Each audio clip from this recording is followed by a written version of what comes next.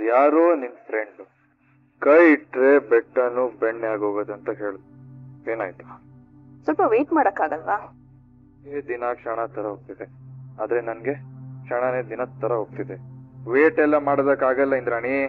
ಹೆಸರಿಟ್ ಕರಿಬೇಡ ನನ್ನ. ಕರೆಕ್ಷನ್ ಮಾಡ್ಬೇಡ, ಅವಳಿಗೆ ಫೋನ್ ಮಾಡಿ ಫಸ್ಟ್. ಹಾ ಇಂದ್ರಾಣಿ ಹೇಳು. ದಿವ್ಯಾನಿ ಹೆಸರು ಹೇಳ್ಬೇಡ, ಅಲ್ಲಿ ಸಮಸ್ಯೆ ಆಗ್ಬಹುದು. ಓಕೆ, ಇಲ್ಲಿ ಯಾರು ಇಲ್ಲ, ಹೇಳು. ಅದೇ ನಾನು ಹೇಳಿದ್ನಲ್ಲ, ಪಲ್ಲವಿ ವಿಷಯ ಮಾತಾಡ್ತೀಯಾ? ಬರಕ್ ಒಪ್ಕೊಂಡ್ಲಾ? ಇಂದ್ರಾಣಿ, ಹಳ್ಳ ಇರೋ ಕಡೆ ನೀರ್ ಹರಿಯೋದು ಸುಲಭ, ಅದೇ ನೀರ್ನ ದಿಣ್ಣೆ ಹತ್ಸೋಕ್ ಪ್ರಯತ್ನ ಪಡ್ಬೇಕಲ್ಲ, ಅಷ್ಟು ಈಸಿ ಅಲ್ಲ, ಟೈಮ್ ಹಿಡಿಯುತ್ತೆ. ಅದು ಅಲ್ಲದೆ ಒಂದು ಕ್ಷಣನೋ ಒಂದು ಗಂಟೆನೋ ಪಲ್ಲವಿ ದೃಷ್ಟಿಯಲ್ಲಿ ನಿನ್ನ ಮಗ ತುಂಬಾ ಕೆಟ್ಟ ಹೆಸರು ತಗೊಂಡ್ಬಿಟ್ಟಿದ್ದಾನೆ. ಈ ಮನೇಲೂ ಅಷ್ಟೇ, ಹೇಗಾದ್ರೂ ಮಾಡಿ ಪಲ್ಲವಿನ ನಿನ್ ಮಗನಿಂದ ಬಚಾವ್ ಮಾಡ್ಬೇಕು ಅಂತಾನೆ ಮಾತಾಡ್ಕೋತಿದ್ದಾರೆ. ಏನ್ ಮಾತಾಡ್ತಿದ್ಯಾ ದೇವ್ಯಾನಿ? ಯಾರು ತಪ್ಪೇ ಮಾಡಲ್ವಾ? ನನ್ ಮಗ ದುಡುಕಿರ್ಬಹುದು, ಆದ್ರೆ ಇವತ್ತು ಅವಳು ತಗೊಂಡ್ರೋ ನಿರ್ಧಾರದಿಂದ ಇವನ್ ಜೀವನನೇ ಹಾಳಾಗ್ತಿದೆ. ಅವಳಿಗೆ ಅವಳ ಭವಿಷ್ಯದ ಮಾತ್ರ ಯೋಚನೆ. ನೀನೇನಾದ್ರೂ ಮಾಡ್ ದೇವ್ಯಾನಿ. ಕಾಲ 2 ಸಲ ಅವಕಾಶ ಕೊಡುತ್ತೆ. ಹೇಗಂತೀಯ? ಹಾಲು ಕಾಯುವಾಗ ಕೆನೆ ಕಟ್ಟುತ್ತೆ, ಇಲ್ಲ ಕಾಫಿ ಆದ್ಮೇಲೆ ಕಾಫಿ ಆರೋವಾಗ ಕೆನೆ ಕಟ್ಟುತ್ತೆ. ಹಾಲು ಕಾದಾಗ ಕೆನೆ ಕಟ್ಟಿತ್ತು, ನೀವ್ ಅದನ್ನ ಹಿಡ್ದಿಲ್ಲ, ಈಗ ಅದು ಕಾಫಿ ಆಗೋಗಿದೆ.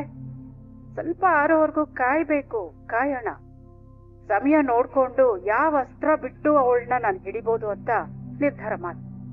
ಸರಿ ದೇವ್ಯಾನಿ, ಇದೊಂದ್ ಕೆಲ್ಸ ಮಾಡಿ ಪುಣ್ಯ ಕಟ್ಕೋ. ಆಯ್ತು, ನಿನ್ ಮೂಲಕ ಒಂದು ಅವಕಾಶ ಸಿಕ್ಕಿದೆ, ಪುಣ್ಯದ ಕೆಲಸ ಮಾಡ್ತೀನಿ. ಲೈಫ್ ಅನ್ನೋ ತಕ್ಕಡಿ ಬ್ಯಾಲೆನ್ಸ್ ಆಗ್ಬೇಕಲ್ಲ, ಮಾಡೋಣ, ಏನಾದ್ರೂ ಒಂದು ಮಾಡೋಣ. ಸರಿ, ಪುಣ್ಯದ ಕೆಲಸ. ಏನಂತೆ, ಬರ್ತಾಳ ಅಥವಾ ನಾನೇ ಕಾರ್ ತಗೊಂಡ್ ಹೊಡ್ಲಾ? ನೀನ್ ಸ್ವಲ್ಪ ಸುಮ್ನಿರ್ತ್ಯಾ? ಒಳ್ಳೆ ಕೆಲ್ಸಕ್ಕೆ 10 ಜನ ಸೇರ್ತಾಗ ವಿಷ್ಣು ಸಹಸ್ರನಾಮ ಪಾರಾಯಣ ಅಂತೆಲ್ಲ ಮಾತಾಡ್ತಾರೆ, ಆದ್ರೆ ಅಲ್ಲಿ ನಿಂದೆ ಕಂತೆ ಪುರಾಣ ಮಾತಾಡ್ತಿದಾರಂತೆ. ಅವಳಿಗೆ ಹೇಳಿದ್ದೀನಿ, ಎಲ್ಲ ಸರಿ ಮಾಡ್ತಾಳೆ. ನೀನ್ ದುಡುಕಿ ಮತ್ತೆ ತಲೆ ಮೇಲೆ ಕಲ್ಲು ಹಾಕೋಬೇಡ. ಸರಿ, ಕೆಲ್ಸ ನೋಡ್ಕೋ. ಇದಕ್ಕೇನ್ ಕಡಿಮೆ ಇಲ್ಲ ನೀನ್. ಏಯ್, ನಾನ್ ಯಾವ್ದ್ರಲ್ಲೂ ಕಮ್ಮಿ ಇಲ್ಲ. ಲ್ಯಾಪ್ಟಾಪ್ ಅಲ್ಲಿ ಏನೋ ಕೆಲಸ ಮಾಡ್ತಿದ್ಯಲ್ಲ, ಮಾಡೋ. ಏನು ಎಲ್ಲಾ ಹಲ್ಲು ಕಾಣಿಸೋ ತರ ನಗ್ತಾ ಇದೀರಾ? ಬೈ ಮಿಸ್ಟೇಕ್ ಏನಾದ್ರು ಆಂಜನೇಯ ಹಲ್ಪುಡಿ ಯೂಸ್ ಮಾಡಿದ್ರೆ ಹೇಗೆ? ನಾನ್ ನಗ್ಬೇಕು ಅಂತ ಆಸೆ ಪಟ್ಟಿದ್ ನೀವೇ ಅಲ್ವಾ? ಅದೇನೋ ನಿಜ, ನೀವ್ ನಗಬೇಕು ಅಂತ ಆಸೆ ಪಟ್ಟೆ, ಹಾಗೆ ನೀವು ನಕ್ಕಿದ್ರಲ್ಲ, ಅಷ್ಟ್ ಸಾಕು. ಆದ್ರೆ ನಿಮಗ್ ಕೋಪ ಬರ್ಬೇಕಲ್ವಾ? ಕೋಪನ ಯಾತಕ್ಕೆ? ನೀವ್ ಸಮಾಧಾನ ಮಾಡಿದಾಗ ನಾನ್ ಸಮಾಧಾನ ಆಗ್ಲಿಲ್ಲ, ಅದೇ ಅಜಿತ್ ಅವ್ರು ಬಂದು ಸಮಾಧಾನ ಮಾಡಿದಾಗ ನನ್ ಸಮಾಧಾನ ಆದೆ ಅಂತ. ಓ ಹಾಗ.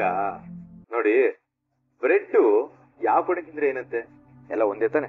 ಇದು ಹಾಗೇನೆ, ನೀವ್ ನಗಬೇಕಷ್ಟೇ, ಅದಕ್ಕೆ ನಾನೇ ಕಾರಣ ಆಗ್ಬೇಕು ಅಂತ ನನ್ನ ಉದ್ದೇಶ ಅಲ್ಲ. ನಿಮ್ಮನ್ನ ನನ್ ಜೀವನದಲ್ಲಿ ಪಡೆಯೋದಕ್ಕೆ ನಾನ್ ತುಂಬಾನೇ ಅದೃಷ್ಟ ಮಾಡಿದ್ದೆ. ಹಾಗಾದ್ರೆ ಸೇಮ್ ಪಿಂಚ್.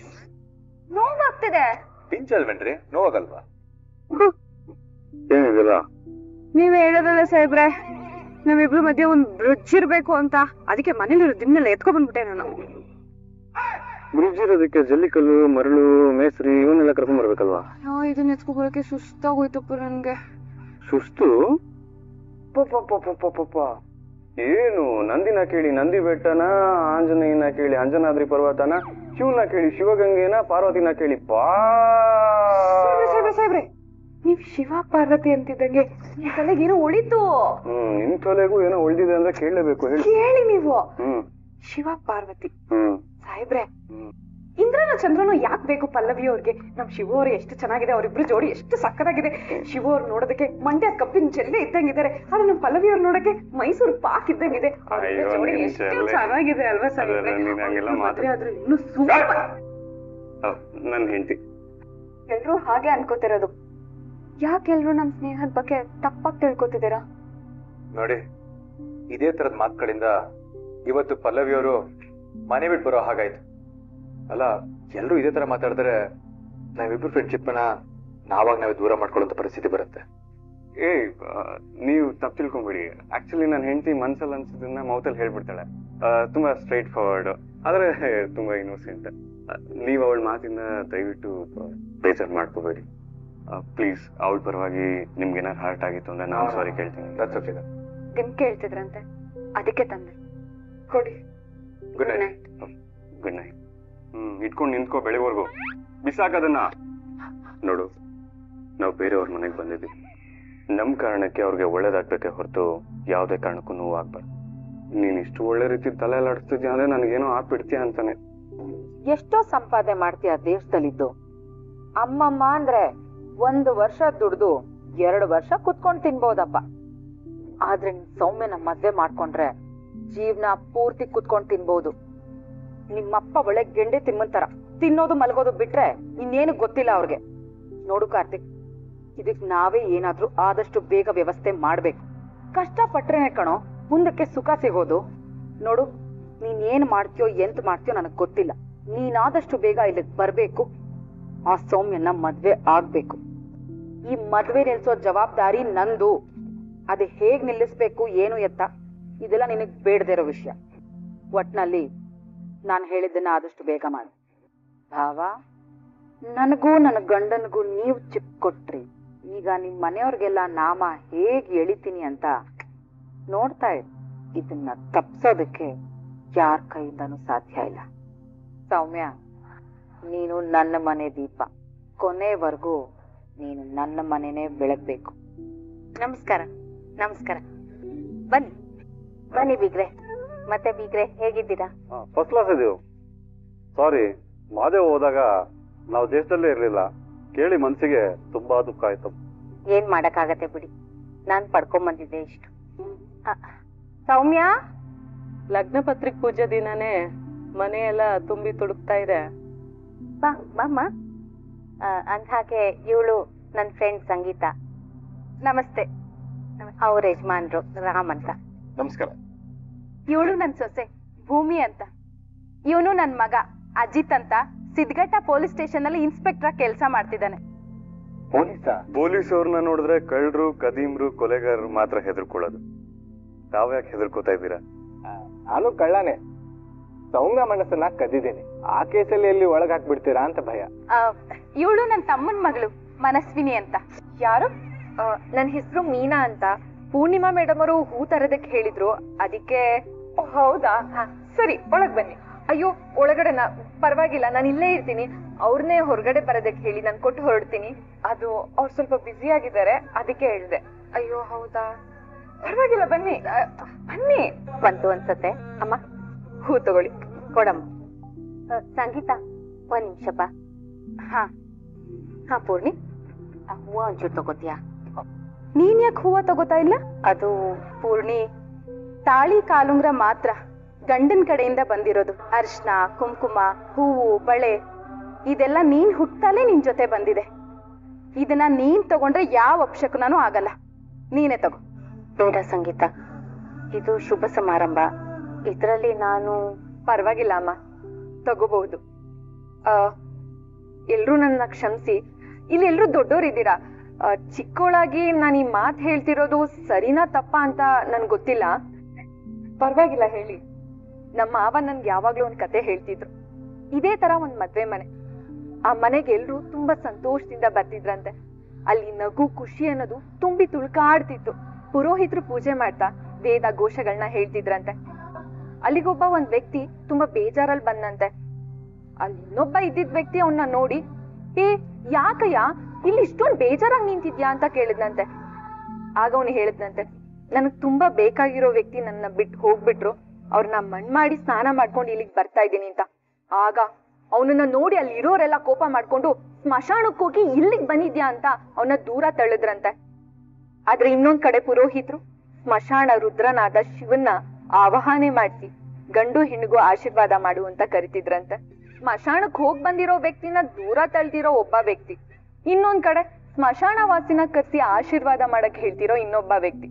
ಇಬ್ರು ಒಂದೇ ಮಂಟಪದಲ್ಲಿದ್ರಂತೆ.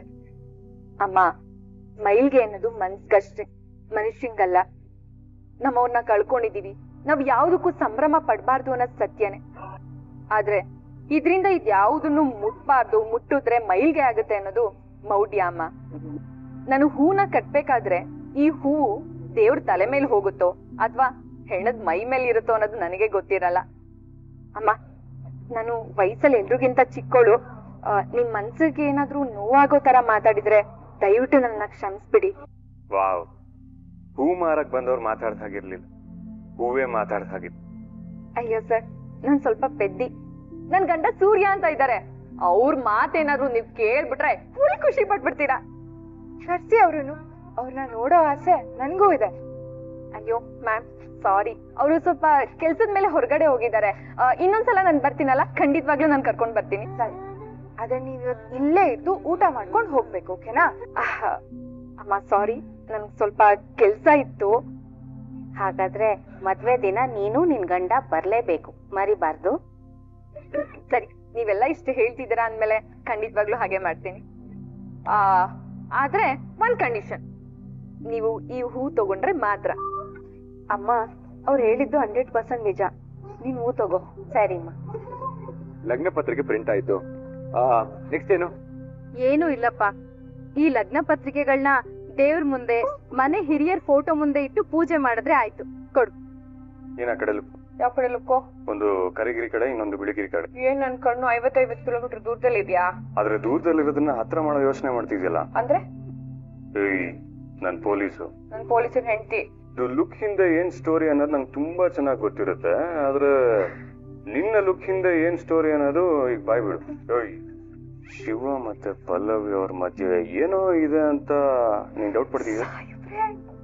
ನಂದು ಅದೇ ಯೋಚನೆ. ಶಿವ ಮತ್ತೆ ಪಲ್ಲವಿ ಅವರಿಬ್ರು ಮನ್ಸಲ್ಲೇ ಲವ್ ಮಾಡ್ತಿದಾರೆ ಅಂತ ಅನ್ಕೋಬಿಡಿದ್ದೆ. ಸಾಕ್ಷಿ? ಅದಕ್ಕೆ ಸಾಕ್ಷಿ ಬೇಕಾ?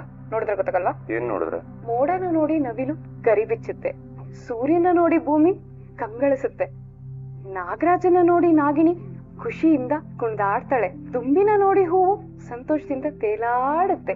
ಇದೆಲ್ಲ ಗೊತ್ತಾ ನಿಮ್ಗೆ? ದೊಡ್ಡ ಸೈಂಟಿಸ್ಟ್, ಏನ್ ರಿಸರ್ಚ್ ಮಾಡ್ಕೊಂಡ್ ಬಂದು ಏನ್ ಮಾತಾಡ್ತಿದ್ಯಾ ನೀನು? ನಾನು ನಿನ್ನ ಹುಟ್ಟಕ್ಕಿಂತ ಮುಂಚೆನೂ ಪ್ರಪಂಚ ಇದನ್ನೆಲ್ಲ ನೋಡಿದ್ದು, ನಾನು ನಿನ್ನ ಹೋದ ಮೇಲೂ ಪ್ರಪಂಚ ಹಿಂಗೆ ಇರುತ್ತೆ. ಡೈರೆಕ್ಟ್ ವಿಷಯಕ್ಕೆ ಬಾ. ಅವ್ರಿಬ್ರು ನೋಡಿದ್ರೆ ನಿಂಗೆ ಏನಕ್ಕೆ ಹಂಗನ್ಸುತ್ತೆ? 4 ಉದಾಹರಣೆ ಕೊಟ್ಟಿದ್ದೀನಿ, ಇನ್ನೂ ಸಾಕಾಗ್ಲಿಲ್ವಾ ನಿಮ್ಗೆ? ಈಗ ಇನ್ನೂ ಕೊಡ್ತೀನಿ, ಕೇಳಿಸ್ಕೊಳ್ಳಿ. ನೋಡಿ, ಪಲ್ಲವಿ ಅವರು ಮತ್ತೆ ಶಿವ ಅವರು ತುಂಬಾ ಕ್ಲೋಸ್ ಆಗಿದ್ದಾರೆ. ಅವರಿಬ್ರು ಒಬ್ರನ್ನೊಬ್ರು ಇಷ್ಟಪಡ್ತಾ ಇರೋದಂತೂ ಪಕ್ಕ. ನೋಡಿ, ಶಿವ ಅವ್ರನ್ನ ಪಲ್ಲವಿ ಅವ್ರು ಇಷ್ಟಪಡ್ತಿದ್ದಾರೆ, ಆದ್ರೆ ಪಲ್ಲವಿ ಅವರು ಮದ್ವೆ ಆಗ್ಬಿಟ್ಟಿದ್ದಾರೆ. ಆ ಭಯ ಪಲ್ಲವಿ ಅವ್ರಿಗೆ. ಶಿವ ಅವ್ರು ಪಲ್ಲವಿನ ಇಷ್ಟಪಡ್ತಿದ್ದಾರೆ, ಆದ್ರೆ ಪಲ್ಲವಿ ಅವ್ರು ಮದ್ವೆ ಆಗ್ಬಿಟ್ಟಿದಾರಲ್ಲ ಅನ್ನೋ ಸಂಕಟ ಶಿವ ಅವ್ರು. ಸಾಹೇಬ್ರೆ, ನಾವಿಬ್ರು ಸೇರಿ ಅವರಿಬ್ರನ್ನ ಒಂದ್ ಮಾಡ್ಬಿಡೋಣ ಅಂತ ಅಜಿಬ್ ಕೆಲ್ಸ ಎಲ್ಲ ಅಜಿತ್ ಮಾಡಲ್ಲ. ನಿನ್ಗೆ ನಾನೊಂದ್ ಪ್ರಶ್ನೆ ಕೇಳ್ತೀನಿ, ಉತ್ತರ ಕೊಡ್ತೀಯಾ? ಏನದು? ನಾನ್ ಬೆಂಗಳೂರಿಗೆ ಹೋದಾಗ ಅಂಜನಾ ನಿನ್ಗೆ ಮನೆಯಿಂದ ಆಚೆ ಹಾಕ್ಬಿಟ್ಟಿದ್ಲು.